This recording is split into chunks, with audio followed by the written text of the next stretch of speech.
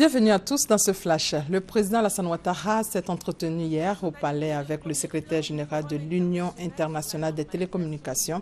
Ouline Zao est là pour prendre part au Forum international sur la normalisation et l'innovation en matière des technologies de l'information et de la communication. Et au thème de l'entretien, le secrétaire général de l'Union internationale des télécommunications a salué les progrès réalisés par la Côte d'Ivoire dans le domaine des technologies de l'information et de la communication.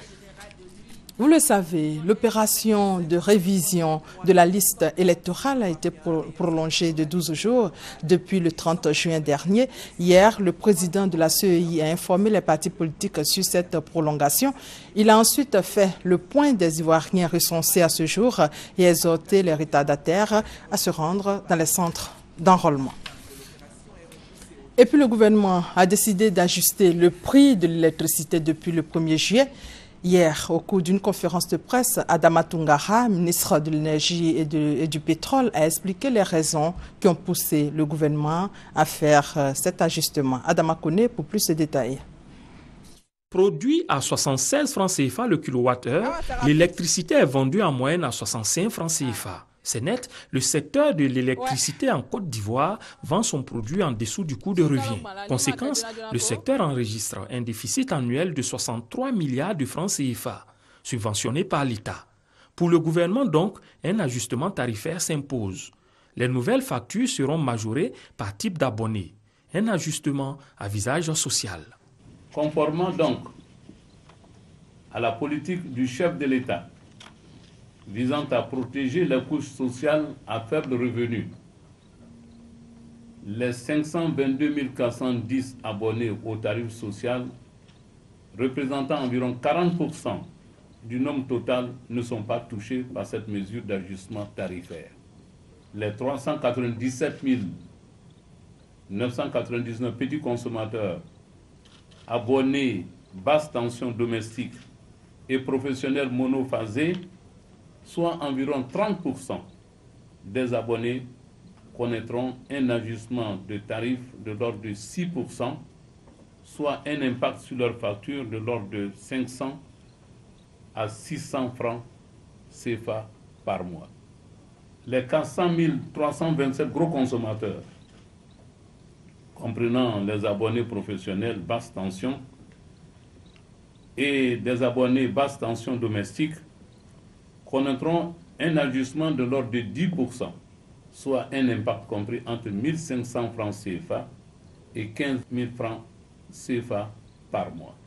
Les 4 042 abonnés industriels connaîtront un ajustement de 10% en 2015. Selon le ministre Toungara, ce sont donc 70% des consommateurs qui seront faiblement impactés par la mesure d'ajustement tarifaire. Il a également éclairé sur le programme d'investissement de l'État qui prévoit la construction de 10 barrages hydroélectriques dans les années à venir, ce qui allégerait la facture des ménages. La tendance, c'est d'améliorer le mix énergétique pour que, évidemment, le coût baisse et pour que nous aussi, on puisse répercuter cette baisse-là au niveau de nos concitoyens. Tout en appelant les consommateurs au bon réflexe d'économie d'énergie, le conférencier a souligné que les coupures d'électricité ne sont pas le fait d'un rationnement ou d'un délestage, mais plutôt le fait de plusieurs facteurs dont le vol, les intempéries et la fraude. De nos frontières, au Burundi, la mission d'observation des Nations Unies s'est montrée très critique envers les élections législatives et communales qui ont eu lieu lundi. Ces élections se sont déroulées dans un environnement qui n'était pas propice à la tenue d'un scrutin libre, crédible et fédérateur, a estimé hier l'ONU.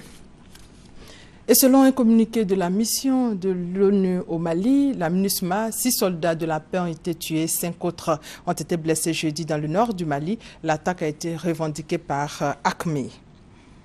Au Nigeria également, près de 150 personnes ont été tuées mercredi dans 3 attaques perpétrées par des membres présumés de Boko Haram dans le nord-est du pays, faisant de cette journée la plus sanglante depuis l'arrivée au pouvoir de Muhammadu Buhari. Et pour terminer, la procureure de la Cour pénale internationale s'est rendue hier pour 3 jours en Guinée afin de faire le point sur l'enquête sur le massacre d'au moins 150 personnes en septembre 2009 à Conakry. Et c'est la fin de ce flash. Merci de votre fidélité. On se retrouve à 13h.